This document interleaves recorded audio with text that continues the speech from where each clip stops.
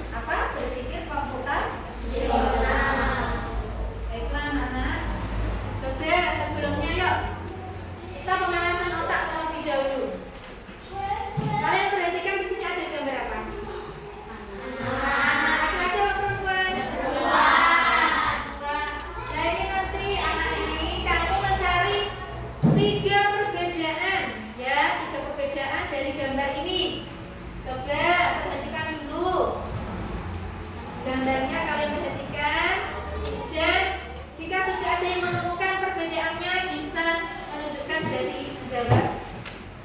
Ya, silakan Mbak Revana. Perbedaannya.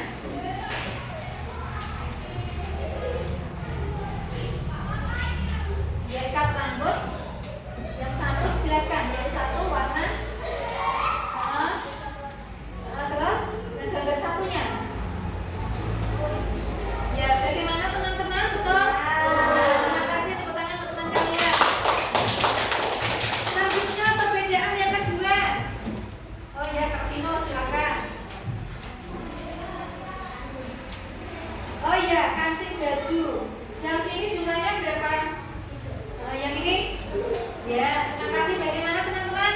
Nah, selanjutnya masih ada satu lagi. Ya, silakan Mas Ageng. Coba ya, nggak apa-apa. Boleh, awas. Apa? Sendok. Garpu ya. Garpu ini garpu dan sendok. Tadi garpu dan sendok. Jadi ini hanya sendok saja. Ya, betul. Terima kasih. Tepuk tangan untuk teman-teman Ageng. Ya, ternyata kalian sudah menemukan 3 perbedaan dari gambar berikut ini. Selanjutnya, nah,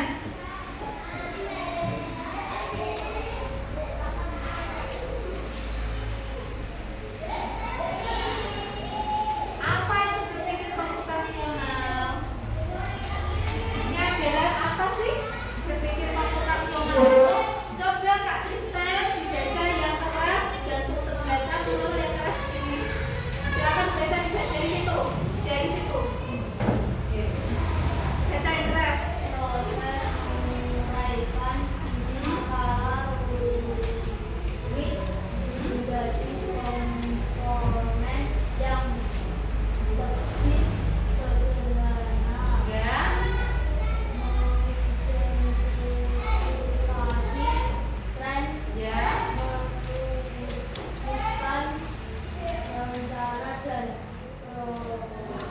Menilai. hasil hitungan sebagai bentuk berpikir komputasi. Nah, hari ini apa sih tentang berpikir komputasional itu? Seperti yang sudah dibaca temanmu, proses menguraikan masalah yang rumit menjadi komponen yang lebih sederhana. Awalnya rumit, masalahnya besar, kemudian dipecah menjadi komponen yang sederhana, yang lebih kecil. Kemudian mengidentifikasi, selanjutnya merumuskan rencana dan menilai hasil, dikenal sebagai dengan berpikir komputasi. Kemudian selanjutnya proses berpikir untuk menyelesaikan masalah dengan menerapkan cara-cara yang digunakan oleh seorang ilmuwan atau komputer. Kemudian pada berpikir komputasional ini, seseorang memecahkan masalah dengan pendekatan yang logis, sistematis dan terstruktur, sehingga yang dihasilkan dapat dijalankan oleh manusia atau komputer. Nah, di sini berpikir komputasional ini bukan hanya tentang menggunakan komputer saja. Sudah pernah ya menggunakan laptop ya? Ya, sudah pernah dipelajari ya. Kemudian, tetapi tentang mengembangkan pola pikir untuk menyusun penyelesaian masalah dengan efektif dan efisien. Dari masalah yang besar nanti dirumuskan menjadi lebih kecil atau sederhana. Nah, selanjutnya di sini kenapa sih penting sekali berpikir komputasional? Yang pertama, apa Kak Marsha? Membantu menyelesaikan masalah dengan lebih mudah. Ya, membantu menyelesaikan masalah dengan lebih mudah. Itu yang pertama. Kemudian yang kedua apa, Mbak Revana?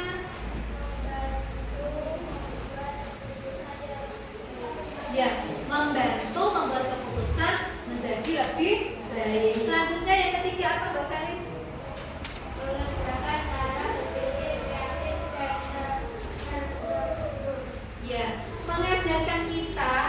bagaimana cara berpikir kreatif dan terstruktur. Kemudian yang keempat ada lagi apa Mbak Nabila? Membantu menghemat waktu dan efisien.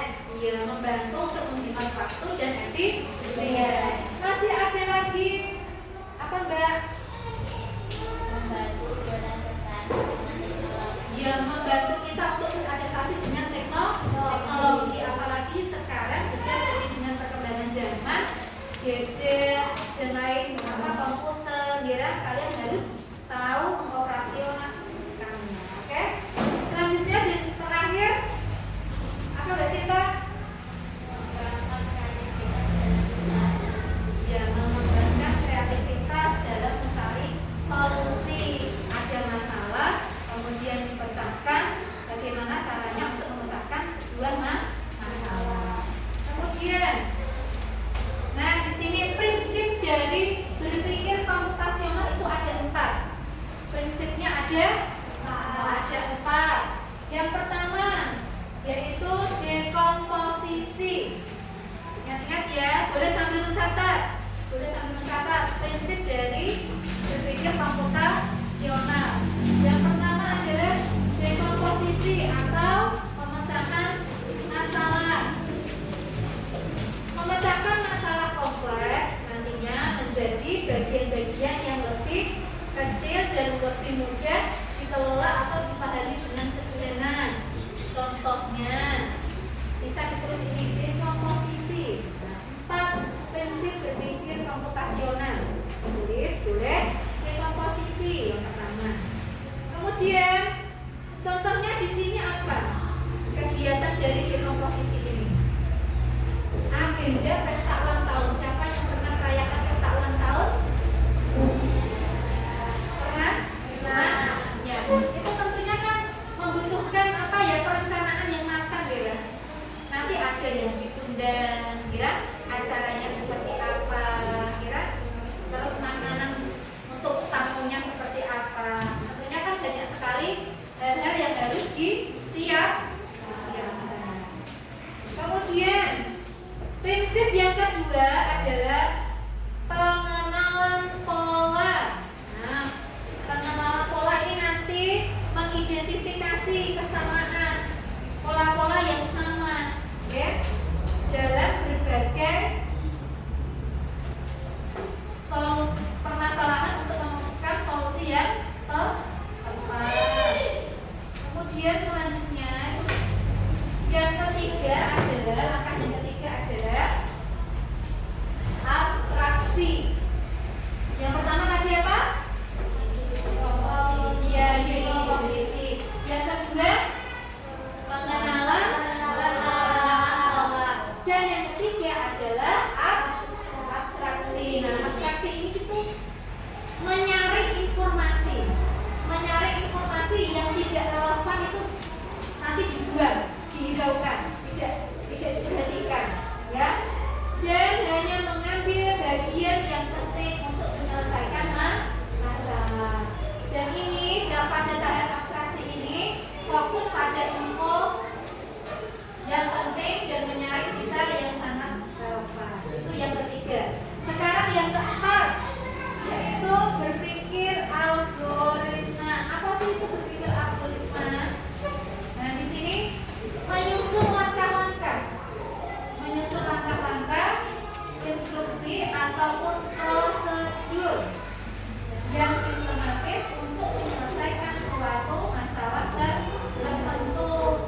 Misalkan contohnya ya, dari berpikir algoritma ini, contoh membuat buku resep ya. Buku resep ini bisa resep makanan, ya. Cara membuat apa namanya? Donat, ya. Salah satu berpikir algoritma. Kemudian instruksi acak. Itu merupakan salah satu contoh dari berpikir algoritma. Bisa dipahami sampai sini? Bisa. Tadi ada 4 prinsip dari berpikir komputasional. Apa saja? Yang pertama, dekomposisi. Yang kedua, pengenalan pola. Yang ketiga, Abstraksi. abstraksi. Dan yang keempat, Berpikir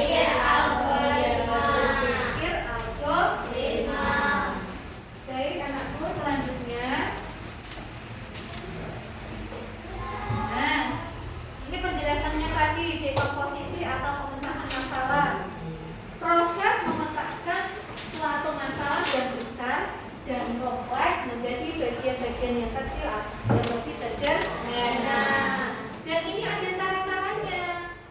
Nah, ini langkah-langkahnya. Langkah yang pertama, coba siapa yang mau membacakan ini langkahnya bagaimana? Pertama, silakan. Ya, Kak Cinta, apa yang pertama? Identifikasi masalah utama yang ingin diselesaikan. Ya, mengidentifikasi masalah utama yang ingin diselesaikan. Kemudian yang kedua, langkah yang kedua, siapa? Ya, Saleh, silakan. Dipindahkan masalah, pisahkan masalah menjadi beberapa bagian yang lebih kecil. Ya, betul. Memisahkan masalah menjadi beberapa bagian yang lebih kecil. Selanjutnya yang ketiga, fokus. Ya. Fokus pada penyelesaian setiap bagian secara Iya, fokus pada penyelesaian setiap bagian secara bertahap. Kemudian yang keempat, menggabungkan solusi dari setiap bagian untuk menyusun solusi utama. Kemudian yang kelima, lakukan evaluasi untuk memastikan setiap bagian sudah berfungsi dengan baik. Nah, itu adalah cara-cara dalam dekomposisi. Kemudian ciri-cirinya dekomposisi yang baik itu ada juga. Yang pertama, masalah dapat dipecah menjadi bagian yang lebih kecil dan terstruktur. Kemudian yang kedua, setiap bagian bisa diselesaikan secara terpisah tanpa tergantung sepenuhnya pada bagian lain. Itu adalah dari penjelasan dari dekomposisi. Contohnya tadi seperti pesta apa? Pesta ulang tahun ini juga harus memilih apa? Kalau mau merayakan ulang tahun kan tentunya kan pengen yang meriah, ya, istimewa karena memperingati hari yang istimewa. Berarti bisa memilih apa saja? memilih tempat. Iya, memilih tempat. Kemudian ya, mengundang teman siapa saja yang diundang. Kemudian persiapan apa lagi? Menyiapkan Ya, makanan. menyiapkan makanannya. Kemudian Menentukan permainan dalam acara. mau diisi seperti apa ulang tahun permainannya, entah itu badut atau yang lainnya yang tentunya menarik. Oke. Selanjutnya itu tadi tentang dekomposisi. Sekarang yang kedua, prinsip yang kedua adalah pengenalan pola. Pengenalan pola ini merupakan kemampuan untuk mengenali kesamaan, sama, kemudian keteraturan atau perbedaan dalam suatu masalah atau situasi. Nah, pola yang dikenali ini nantinya digunakan untuk memperkirakan hasil atau menyusun strategi penyelesaian suatu masalah dengan cara yang sudah terbukti berhasil. Nah, coba di sini langkah-langkahnya dalam pengenalan pola. Yang pertama, Amati data atau informasi yang ada. mengamati data atau informasi yang ada. Kemudian yang kedua, Identifikasi kesamaan, perbedaan atau keteraturan dalam data. ya, mengidentifikasi kesamaan, kemudian perbedaannya, dan juga keteraturan dalam datanya. Oh, sama-sama punya rambut warna hitam, misalkan. Oh, sama-sama berkulit putih, itu dibeda-bedakan. Ya. Kemudian yang ketiga adalah Gunakan pola yang dikenali untuk menyusun strategi penyelesaian masalah. ya, setelah kamu tadi mengidentifikasi, kemudian kan sudah tahu dikelompokkan, kemudian gunakan pola yang dikenali untuk menyusun strategi penyelesaian sebuah masalah. Contohnya, nah, coba perhatikan. Di sini ada gambar apa, anak-anak? Gambar apa saja? Ini apel, stroberi. Ya,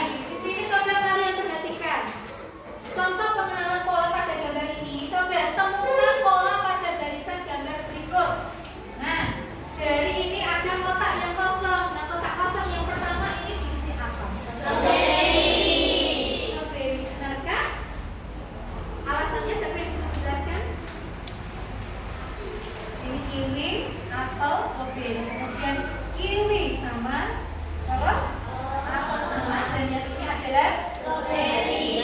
Betul. Selanjutnya setelah itu kotak yang kedua apa isinya? Apel. Sampai di sini sudah bisa dipahami? Bisa. Nah, selanjutnya pengenalan pola yang kedua. Coba kalian perhatikan. Lengkapi kotak kosong di bawah ini. Kotak pertama ada donat berapa? 2. Kemudian kemudian kemudian nah, di sini berarti yang kosong berisi berapa donat? 4. Iya. Kenapa Farhan? Alasannya kenapa bisa 4? Oh iya, kalau 4 2 2. Betul apa tidak teman-teman? Ya, betul sekali, alasannya 4. Kemudian selanjutnya ada pengenalan pola lagi. Nah, coba untuk yang angka ada berapa saja? 1, 3, 5, 7. Ya, ada 2 titik-titik ini diisi berapa? Supaya tepat. Kenapa kok bisa 9? Kenapa kok bisa ditambah 2? Dari 1 ke 3 berapa nambahnya? 2. Kemudian 3 ke 5 nambahnya 2. Jadi otomatis untuk seterusnya ditambahkan 2. Sama apa tidak polanya? Nanti di sini angka berapa? 9. Terus di sini angka 11 ditambah 2. Itu untuk pola angka. Selanjutnya pola bentuk gambar. Coba. Di sini, nah polanya apa? Coba. Segi berapa ini? Segi? Ya. Berarti di sini apa? Iya, betul sekali, segi 6. Kemudian di sini apa? Persegi. Sesuai dengan pola sebelumnya. Sampai di sini bisa dipahami? Bisa. Oke, 1, 5. Nah, selanjutnya yang ketiga adalah abstraksi. Yang tadi pertama apa? Prinsip pertama? Dekomposisi. Yang kedua? Pengenalan pola. Dan yang ketiga adalah abstraksi. Nah, ini adalah proses menyaring dan menghilangkan informasi yang tidak relevan. Disaring informasi yang tidak relevan dan hanya mempertahankan informasi yang penting saja untuk menyelesaikan masalah. Kemudian ciri-cirinya, langkah-langkah dalam abstraksi. Bagaimana caranya? Seperti tadi, menurut tadi pertama bilang bertanya kepadamu, kalian pernah nggak sih mengalami kesulitan mengambil pensil di dalam tas yang berantakan? Boleh direcam. Nah, ini ada pada tahap abstraksi mengumpulkan semua informasi dikumpulkan. Oh, nah, pensil itu nanti diletakkan di buku apa? Buku tulis di warna buku tulis di set, baru buku pelajaran. Jadi bisa tertata dengan rapi. Kalau kamu mau mengambil pensil, mudah apa sukar? Kalau sudah tertata rapi. Nah, seperti itu. Abstraksi. Kemudian ciri-ciri abstraksi yang baik hanya mempertahankan elemen yang relevan untuk menyelesaikan masalah. Kemudian yang kedua, informasi yang tidak berguna atau membingungkan setelah iya, informasi yang tidak sesuai, tidak berguna itu akan dihilangkan. Kemudian yang ketiga, Fokus pada inti permasalahan dan solusi utama. ya, fokus pada inti permasalahan dan solusi utama. Nah, itu adalah kata dari abstraksi. Nah, contohnya di sini. Contohnya, apabila seseorang akan membuat bayangkan kamu mau membuat kalkulator, kamu itu duluan, terus kamu mau membuat kalkulator, maka elemen yang penting adalah pasti ilmu apa? Matematika. Matematika dasar. Seperti apa? Penjumlahan, terus bagian, kalian dan bagian. Sudah pernah menggunakan kalkulator? Sudah tahu ya? Memang betul adanya? Ada perkalian, pembagian, pengurangan, penjumlahan ada? Itu adalah salah satu contoh untuk kegiatan abstraksi. Contoh lain, ada nih aplikasi Google Maps. Ada yang pernah mendengar kata aplikasi Google Maps? Manfaatnya untuk apa? Dia mencari lokasi. Oke. Nah itu juga fokusnya itu pada informasi yang penting. Jangan sampai nanti ketika menggunakan itu bisa kesasar. Selanjutnya, nah yang keempat, prinsip yang keempat adalah berpikir algoritmik. Nah di sini urutan langkah-langkah logis dan sistematis yang digunakan untuk menyelesaikan masalah. Ada urutan-urutannya, tahap-tahapannya. Dalam pemrograman algoritma ini adalah dasar dari setiap proses karena menentukan bagaimana suatu masalah akan diselesaikan oleh sistem. Nah ini nanti ada urutannya. Oh bagaimana cara menyelesaikan itu? Ada tahapan-tahapannya, langkah-langkahnya. Oke? Seperti yang mau sebutkan tadi, langkah-langkahnya. Tujuan yang akan dicapai. Di sini yang pertama menentukan tujuan yang akan dicapai. Kemudian identifikasi informasi yang dibutuhkan. Kemudian yang ketiga menyusun urutan langkah-langkah dengan jelas. Kemudian ciri-ciri algoritma yang baik juga ada. Ada 3. Langkah-langkah tersusun secara logis dan terstruktur. Kemudian yang kedua, apa Mas Alvin?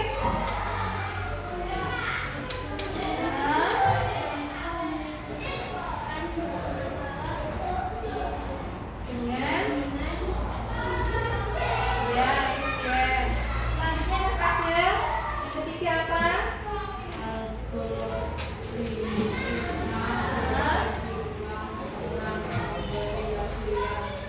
Ya, algoritma ini bisa diulang dan memberikan hasil yang konsisten. Nah, coba.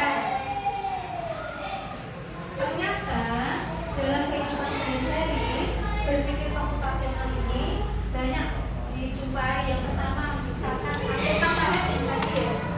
Bisa disebutkan lagi yang pertama? Dua posisi. Dua. Tiga. Abstraksi. Keempat. Algoritma.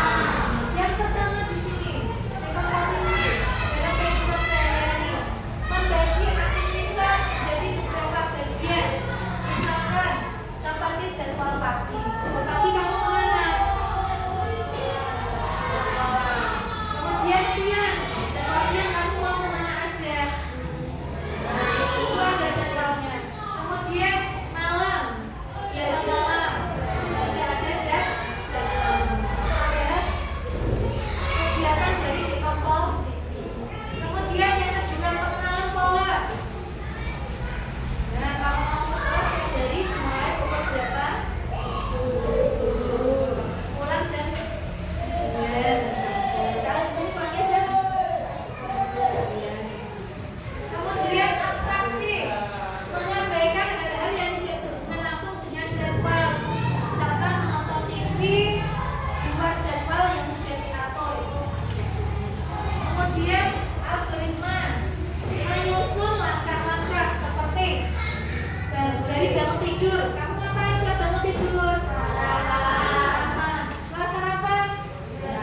Berangkat sekolah. Setelah berangkat sekolah ngapain? Belajar di sekolah. Setelah itu pulang, ya kan? Istirahat. Kemudian belajar.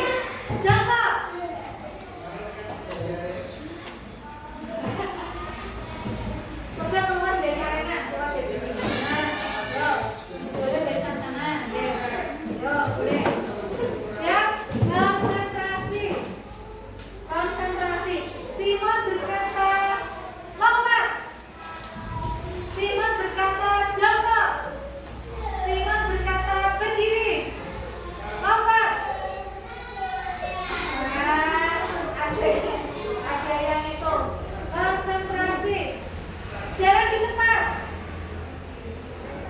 Simon berkata, jalan di tempat. Simon berkata, duduk. Duduk. Sampai di sini bisa dipahami? Bisa. Berarti sesuai dengan instruksi. Oke, silakan tepuk tangan untuk kalian semua.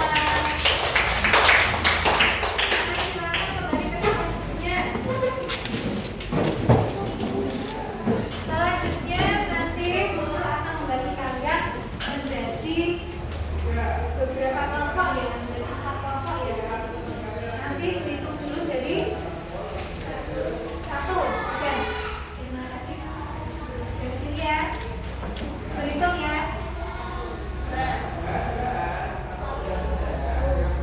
Dua. Ya, 4. 1, 2, 3, 4.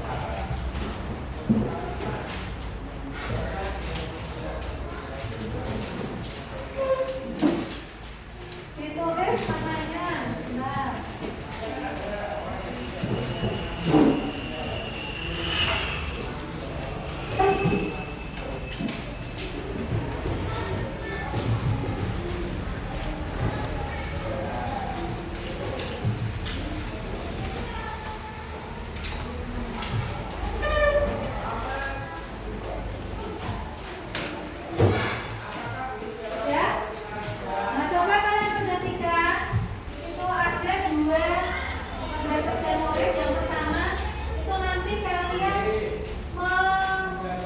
mengerjakan secara individu. Maksudnya di sini satu lembar yang pertama itu kamu kerjakan sendiri. Kemudian yang kedua yang tentang menyusun urutan langkah membuat juz Al-Quran. Yang tampil kedua menyusun urutan langkah membuat juz Al-Quran di rumah. Dan itu nanti silakan kamu diskusikan dengan temanmu. Ya. Silakan diisi, jangan lupa ditulis kelompok berapa. Atas ya kelompok, sebutkan kelompoknya.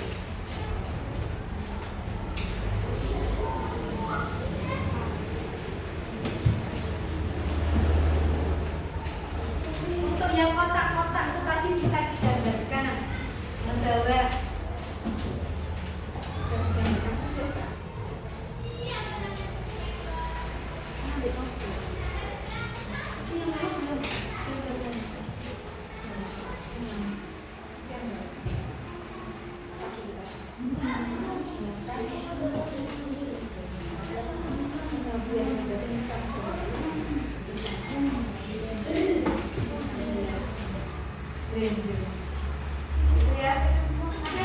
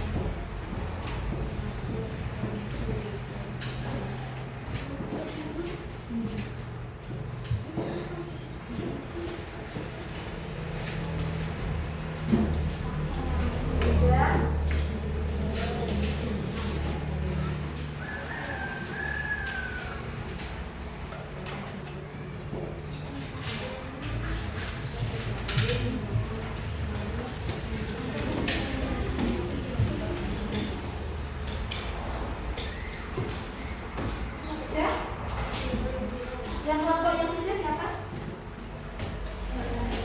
Kelompok yang sudah selesai? Sudah kelompok? Oke. Oh, simbolnya bisa digambarkan sebesar ini.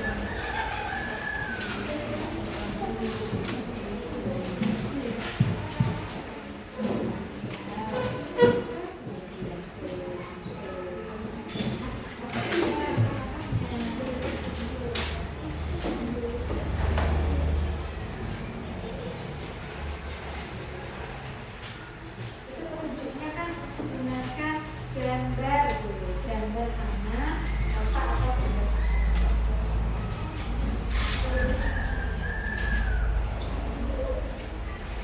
Kamu tentukan dulu, itu kamu dulu. Kita mati pun dulu sih.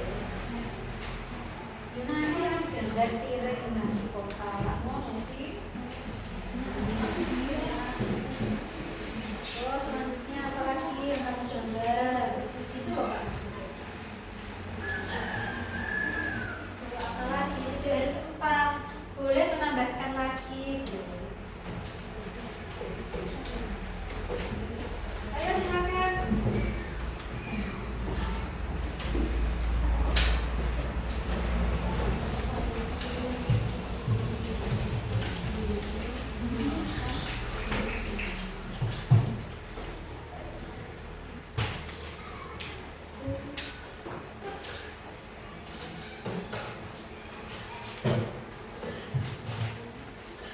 Dari kelompok 1 sudah? 1. Yang kedua? 2? 2 belum. 3? 4? Belum.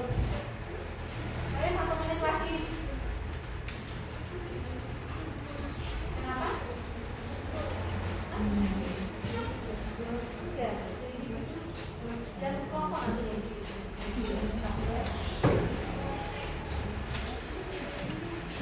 Setelah ini, setelah selesai nanti presentasi hasil diskusi kelompoknya.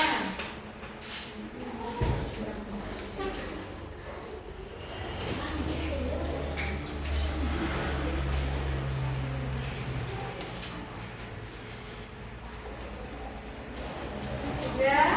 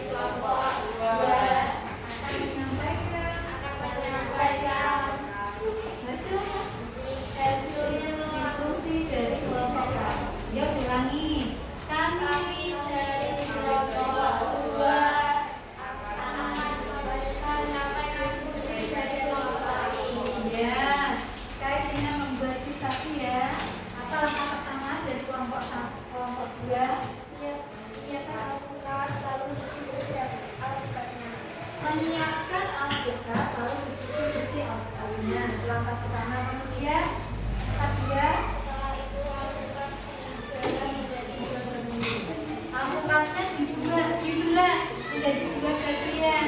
Kemudian dibacakan.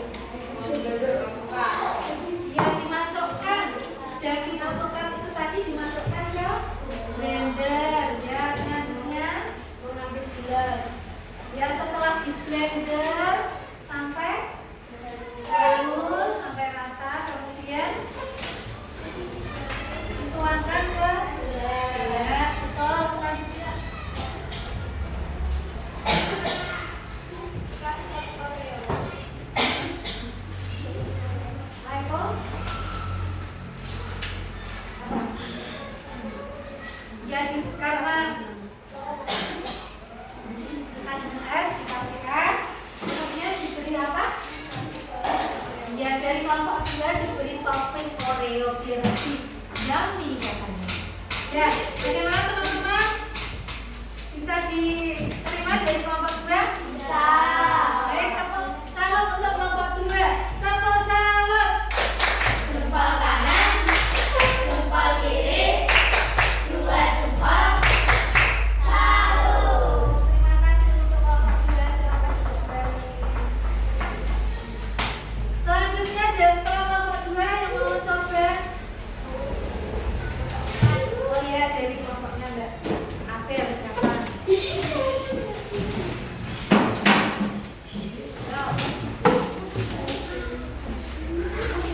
Ayo Kak, Kak Vino. Silakan. Yuk, salam dulu sama teman. Kak. Salam dulu sama teman. Assalamualaikum warahmatullahi wabarakatuh. Waalaikumsalam warahmatullahi wabarakatuh.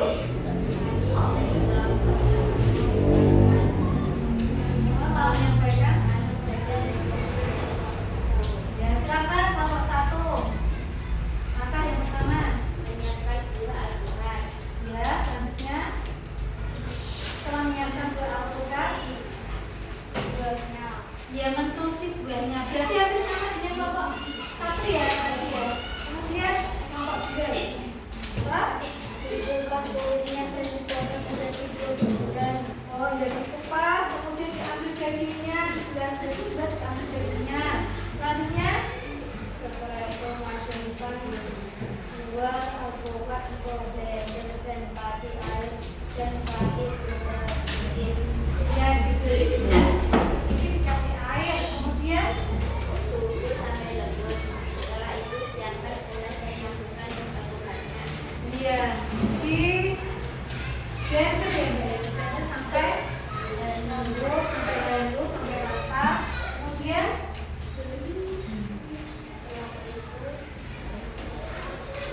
setelah itu dituangkan ke gelas ditambah dengan es batu. Sama dengan kelompok 2, berarti suka sama es batunya juga dikasih es batu. Kemudian ada toppingnya enggak? Kalau situ tadi ada toppingnya. Kemudian oh ya ditambah dengan susu kental manis ya supaya lebih enak, lebih yummy, lebih manis. Ya, terima kasih. Tepuk salut untuk kelompok 2. Tepuk salut. Jempol kanan, jempol kiri, 2 jempol. Salut. Ya, terima kasih kelompok 2. Silakan duduk kembali. Kelompok 1 ya. Baik, berarti ada yang mau kita tugas lagi? Tidak. Tidak, berarti intinya sama apa tidak? Sama. Jadi kupas, disiapkan buahnya, dikupas, kemudian blender 2, dagingnya dimasukkan ke blender. Itu tadi urutan dari membuat jus alpukat. Sampai di sini bisa dipahami? Bisa. Kemudian kesimpulan dari penerapan berpikir komputasional ini dapat ditemukan dalam berbagai aspek kehidupan sehari-hari, mulai dari aktivitas sehari-hari, pengembangan teknologi, dan juga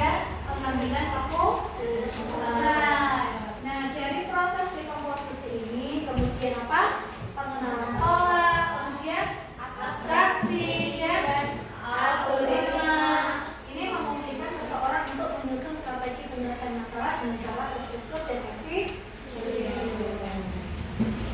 Itu adalah kesimpulan kita hari ini.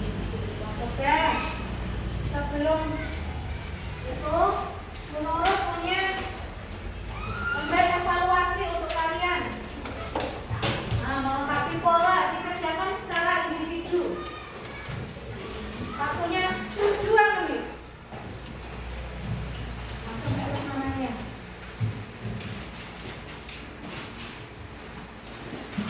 Yuk, silakan. Ada mengenal pola bentuk, kemudian ada labirin kewarganegaraan. Apa? Minta tolong ya.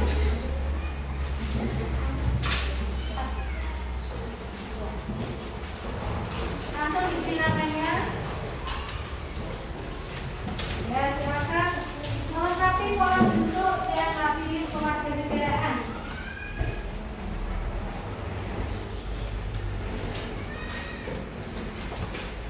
Silakan dikerjakan lebih dahulu itu.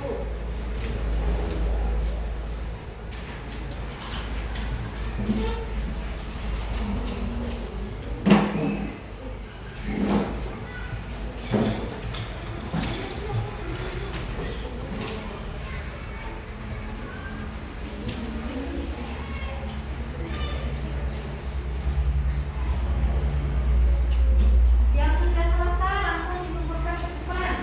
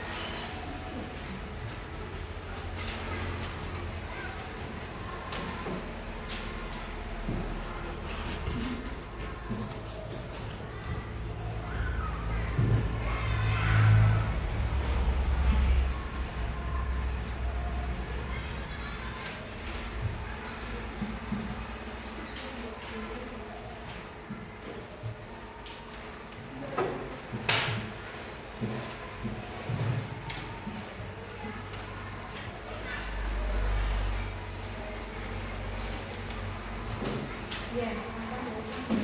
Sudah diberi nama? Ya, yang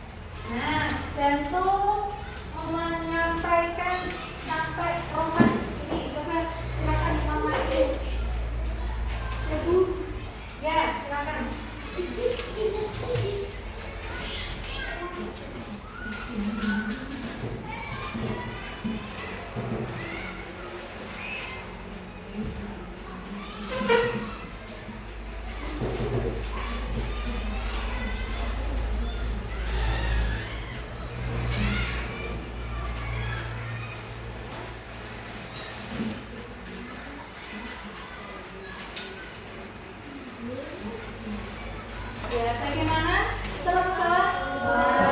Ya, terima kasih tepuk tangan untuk Kak Vino.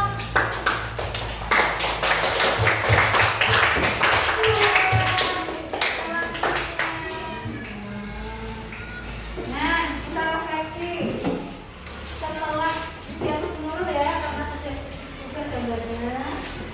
Nah, refleksi. Apa yang kalian pelajari pagi hari ini? Apa yang kalian pelajari hari ini? Tentang apa tadi? Tentang apa?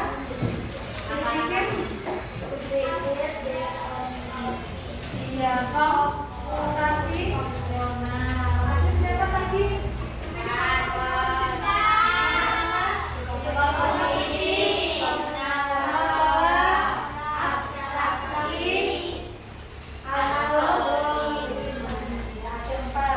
Bagaimana perasaan kalian mempelajari berpikir komputasional pagi hari ini? Senang. Oke, ada yang senang atau jadi? Oke, ada yang merasa sedih nangis hari ini? Ada yang mengantuk? Tadi siapa yang mengantuk ya? Oke, terima kasih. Ada beberapa tadi Mas Adel sama. Terima kasih. Selanjutnya, kegiatan apa yang paling kalian sukai dari kegiatan hari ini? Yang mana terus? Yang diskusi ya, artinya diskusi. Ada lagi? Tadi? Rumah-rumahan tadi, labirin keluarga negaraan. Betul. Terus ada lagi yang membuatku senang belajar hari ini? Membuat pola tadi, persegi-persegi ya, itu namanya membuat pola, pengenalan pola. Terus ada lagi yang diskusi membuat sepatu. Oke, terima kasih untuk pendapatannya. Baik, selanjutnya